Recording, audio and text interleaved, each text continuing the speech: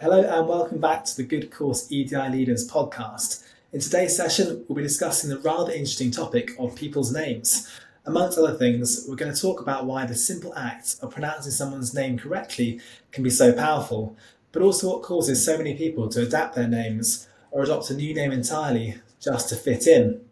And we are particularly lucky to be joined by Professor Bryan, who heads up the Community Values Engagement Programme at Warwick University, one of GoodCourse's clients. So Jane, to kick us off, would you like to give a quick introduction to yourself, please, and the work you do at Warwick for our listeners? Yes, I'm a professor in law at the University of Warwick, but in addition, I'm the academic lead of the Community Values Education Programme, which is a programme run by the university to embed values-based education into our students' experience at Warwick to try and build the community that we have. Fantastic, thank you. And so Jane, for many people not familiar with this topic, could you help our listeners understand the significance of names in our lives? So, why they matter and what impact they can have on both our personal and our professional experiences. Well, before I started this project, I didn't have any special knowledge of what names meant to people. I knew personally that it felt good when I was called by name, that I felt included and connected to people and visible, but I hadn't really thought about it at all. But when I was teaching, I was aware that I was stumbling over names, and it's led me to a whole wealth of research really about what they mean. So our brains literally light up when we hear somebody calling our name. Our bodies are so programmed to respond to being called by name. And, based on that, many programs that seek to disempower people will start with taking away people's names because it's such a key marker of our identity that it's very powerful to be without a name. Fantastic, thank you. I suppose going more in depth on the project you've run there in the past, I know that in the summer of 2021, through the Community Values Education Programme, you explored the link between our names and feelings of belonging and inclusion through the Say My Name project. Could you share some background on this project and sort of what caused it to come about in the first place? Yeah, absolutely. So one of my main roles at the time was teaching undergraduates at the Warwick Law School.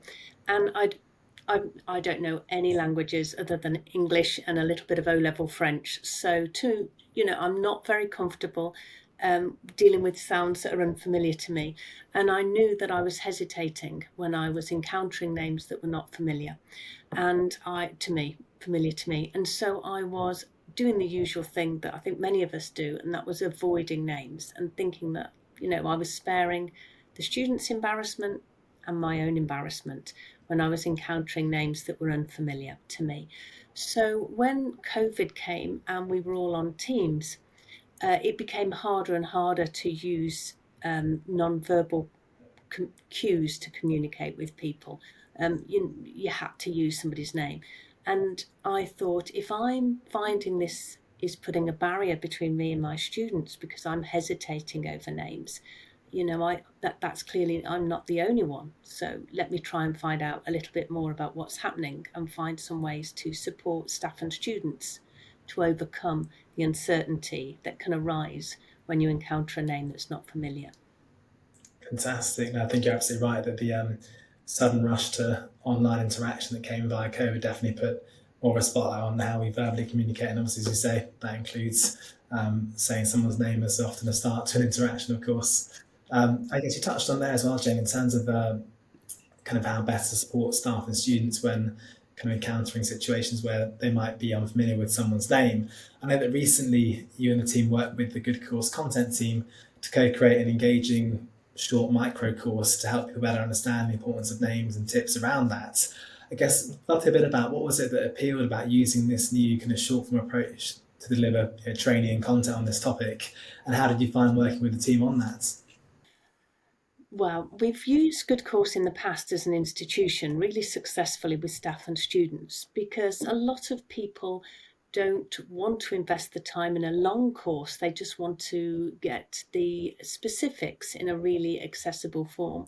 And it felt as if this would be a really good format for the information we wanted to share around names, because information about how to respect names and negative impacts of not using people's names is not really addressed in a lot of EDI training.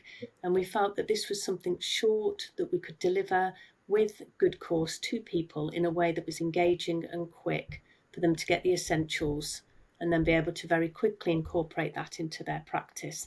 Because I think for a lot of people, they just don't understand the importance of names and what it can mean to individuals for their visibility, connection and community when they have their name avoided or mispronounced. I've been delighted to work with you, Chris, and with Omar to convert our quite dry theory and research into really accessible formats, very engaging. So yeah, couldn't be more delighted. Thanks. Okay, no, thank you. I think, yeah, taking the brilliant research you've done, obviously making it into a format that makes it engaging and relatable and easy for people to engage with, obviously, is a big part of the overall goal there. I suppose touching on, so you touched on there, Jen, a bit of the context around the impact it can have when people's names aren't pronounced correctly, let's say. I'd love to hear a bit about, some of your findings, such as the fact that 60% of students and staff surveyed experience routine mispronunciation of their name. I'd love to hear a bit about what can we all do as individuals to help prevent things like this and mitigate the impact on those on the receiving end. Yeah, so it can start with very easy things that we can all try and do in our interactions. And then there are some steps that we can also do to use technology to help us. So I think the first thing to think about is to actually say people's names. It's all very easy, as I was doing, to try and avoid using somebody's name because you're worried about saying a name incorrectly. But our research with over 1,000 staff and students at the University of Warwick shows that actually that's noticed when names are avoided, and you then lose the connection that comes from calling somebody by name. And it seems a small problem, but when we surveyed staff and students at the University of Warwick, over half of our staff and students work or study alongside somebody that they cannot confidently call by name. So I think it's something that we can really make a difference by addressing. So that's saying someone's name. It shows respect for the other person and their identity, but also it builds a connection. The next thing is to really try to get names right, to recognise the importance in spelling and in pronunciation of trying your best to do that. And one way is to use technology. So if you know in advance that you're meeting somebody and you're not sure how to say their name, then you can use Google to have a quick search of how to say someone's name. And you can adopt good practice by embedding an audio name badge, for example, into your LinkedIn profile or into your email signature. And you can do those through a company such as Name Coach that allows you to do that for free. And then just ask. That's the research. The biggest thing that our students and staff told us was that they're very comfortable being asked how to say their name. It's not an embarrassing thing to do. And then another thing to consider is trying to get spellings and pronouns right, because our survey participants said that when they had an email which misspelt their name, and someone could have just easily checked how they'd signed off their name, but didn't. So, has my name got a Y in it or hasn't it? Has somebody got an E in their name or not? That's really easy to check. And people felt that when somebody didn't show the care of checking that, it really impacted upon them.